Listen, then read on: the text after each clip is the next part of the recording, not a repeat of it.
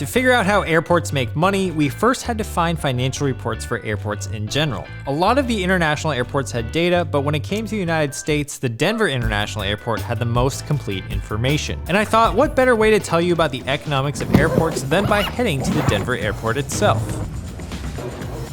Hey, what's up? May I have the good morning granola?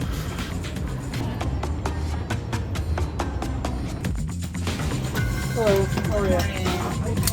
All right, so I'm here at the Denver International Airport, and it's owned by the city and county of Denver. Now, many airports have different ways of making money, but first we need to talk about how much this place actually costs to run. The average cost, or the average operating expense to run the Denver airport in the last 3 reported years was roughly $511 million. That expense accounts for a few departments, including the payroll for the 10,185 employees that work at Denver International. That alone is $198 million worth of costs, plus contractual services, repair and maintenance projects, supplies, materials, airport hotel expenses, and much more. Nevertheless, that means for the 69 million passengers that pass through the Denver airport on a yearly basis, if you just divide the total cost by the number of passengers that come through, it costs the Denver airport $7.40 per passenger to keep the airport running. Now you might be wondering, don't arriving passengers spend less money than departing passengers? And you would be correct, because usually when I'm arriving at an airport, I'm usually just using the bathroom and then I'm leaving, going to the baggage carousel, and then going home. So that's what I think is happening for most people as well. But think about the behavior that occurs when you're departing for a flight or you're transferring for a flight. Usually you get to the airport a couple hours early, you take your time to browse the shops, you partake in the restaurants, you go to an airport lounge if you have access to one, etc. Now, as long as you're a departing or a transferring passenger, you're known as what's called an enplaned passenger. That's what I am right now. I'm an enplaned passenger. That's the term used in the aviation industry to describe a passenger boarding a plane at a particular airport. Of the 69 million passengers that Denver Airport hosts yearly, roughly half, or 34.5 million, are enplaned passengers. Now, that kind of makes sense to me. There's an equal number of people coming and going, and I've actually seen some articles trying to calculate if airports can break even on just enplaned passengers. For example, if we were to figure out what the cost per enplaned passenger was, it's going to be the actual $511 million cost divided by 34.5 million, which means that each enplaned passenger costs about $14.80 to break even. But the reality is that even passengers leaving the airport will contribute to the airport's revenue through hotel stays, car rentals, and perhaps even parking if they originated at Denver in the first place. So in trying to figure out this entire problem, I thought it was best to just compare the total number of passengers that the airport receives to their costs. The Denver International Airport then needs to make at least $7.40 per overall passenger to break even on the cost of running the airport. Now here's a question to you guys. Do you think that the Denver airport breaks even on those costs, comes ahead, or comes a little bit under? Lock in your answer in the comments below. Make sure to like this video and keep watching. To figure out the answer to our question, we need to break down the airport's sources of revenues, of which there are many. One of the biggest categories of revenue is what's called aeronautical revenue or airline revenue. You see all these planes parked at their gates? Well, the airline pays the airports on a yearly basis by leasing a certain number of gates. According to the data across all airports worldwide, 54% of airport revenue worldwide comes from aeronautical sources and 46% is derived from non-aeronautical sources. So what does aeronautical revenue comprise of? The first part of its revenue is simply the renting of space. These are known as facility rentals. Airlines are the airport's tenants. They pay rent for counter and gate space, training facilities, storage facilities, office and maintenance, and they also pay for landing and parking fees. At the Denver airport, airline revenues typically account for 44% of their total operating revenues. And of that 44%, 54% of that are facility rentals. About $386 million is generated in revenue from facility rentals and landing fees, just over $1 million a day at the Denver airport. Now, Denver airport has 3 concourses: Concourse A, Concourse B, and Concourse C. The top 3 airlines operating out of Denver are United, Southwest, and Frontier Airlines. I'm currently sitting in Concourse B. As of the latest report, United leases 55 full-service gates here, which is most, if not this entire concourse. Southwest was the next largest airline, which leases 25 total gates in Concourse C. and Frontier leases at least 9 full contact gates. These 3 airlines brought in 86% of Denver Airport's total passengers in 2020. The remainder airlines rounding it out were Delta, American, and others. Leasing fees account for the majority of airline revenue. The other 38% of airline revenue comes from landing fees. Airlines usually have to pay $1.90 per passenger just to land at the airports, which includes the fees that airlines pay for runway and airport maintenance, and these fees fluctuate slightly, but they make up the majority of landing fees for airports. These landing fees are usually covered by you in the price of your airplane ticket. In fact, when I was booking my ticket to come to the Denver airport, even though my fare was $519 round trip from SFO, you'll notice that there are a myriad of fees in the $68.13 that was included in the total fare. When you break down that cost, you'll see tons of transportation taxes, fees, and passenger facility charges that I believe gets dispersed to both airports. Okay, so that's aeronautical revenue, but a lot of revenue in the airport is made from other sources as well. So let's actually go to the start or the beginning of your airport journey,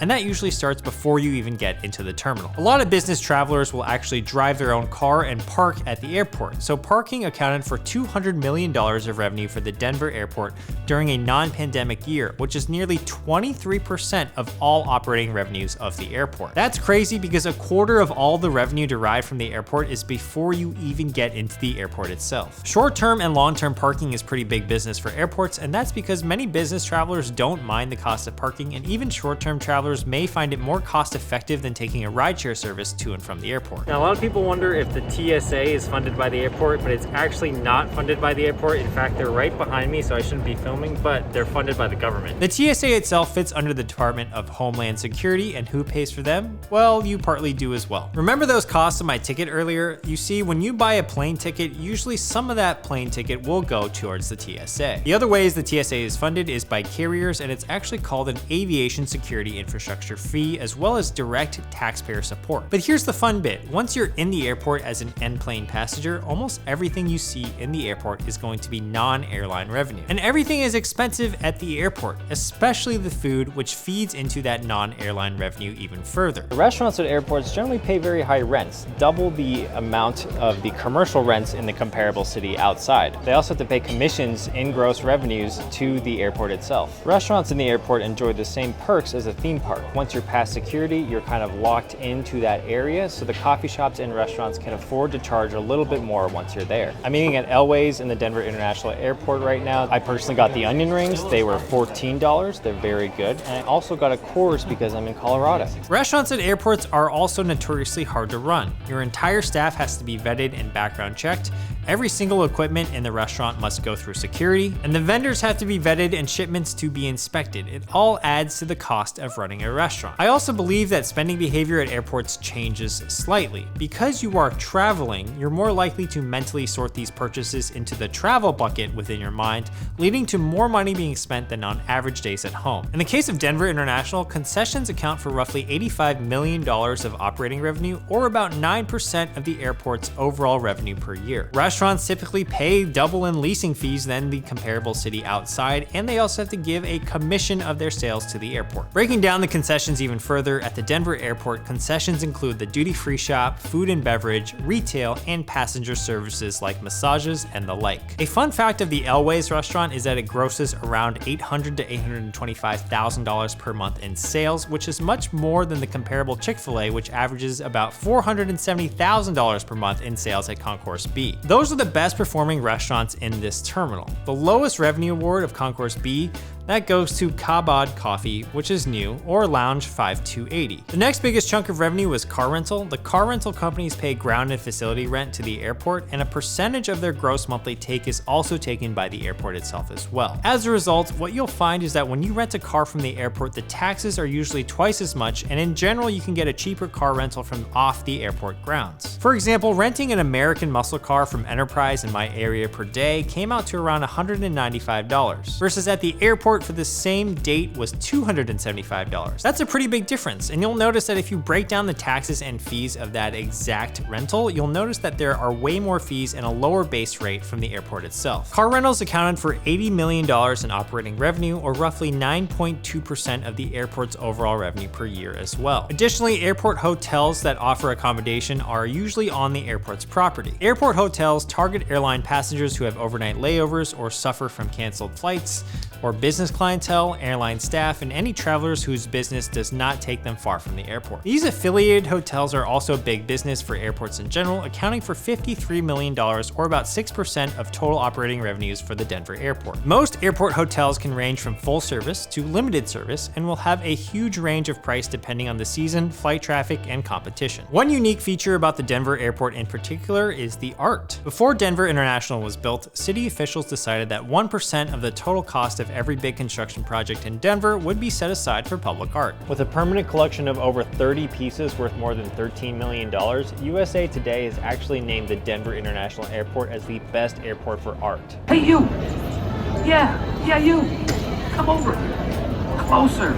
Let's do a selfie. There are some conspiracy theories about the art too. Some say the airport is home to Freemasons or a UFO hangar, or that the terminal is a pictographic guide to the apocalypse. The blue Mustang that is known as Blucifer that sits outside the airport is a 32-foot tall fiberglass sculpture that killed its creator Luis Jimenez in 2006. If you are interested in Denver International's conspiracy theories, I will leave some links in the description below so that you can satisfy your curiosity there. Rounding out the revenue list is aviation fuel tax revenue. The airport actually sells fuel to airlines and receives 2 cents per gallon from excise tax collections and 65% of the 2.9% of sales tax collections. So as more airlines and airplanes come into the airport, naturally refueling will occur and the airlines will get billed for this service. A Boeing 747 can hold approximately 50,000 gallons of jet fuel, so 2 cents per gallon can definitely add up really quickly. And depending on which airport you land at, the cost to refuel could vary quite widely. Just like gas prices across the country, airport fuel prices vary from region to region. So at the beginning of this video, I told you that it costs Denver roughly $7.40 per passenger to run the airport year round. In terms of airline facility rentals on a per passenger basis, the Denver airport brings in $3.04 per passenger. We figured out that airlines charge at least a small landing fee just for you to land, and in the case of Denver, it averages out to $2.53 per passenger. The airport on average makes $2.89 on parking related fees. For concessions, which includes food and beverage, retail and duty free, the airport makes about $1.23 per passenger. The hotel accounts for 76 cents per passenger. Fuel tax and ground transport accounts for another 66 cents per passenger. So in total, each passenger that comes through the Denver International Airports generates $11.11 for the airport, while costing Denver $7.40. So yeah, even though most airports are owned by the government, even the private ones are typically profitable due to all the expenses that they can add in. I hope that this video really helped you understand all the different ways that airports made money. Make sure to subscribe, and I'll see you guys in the next video.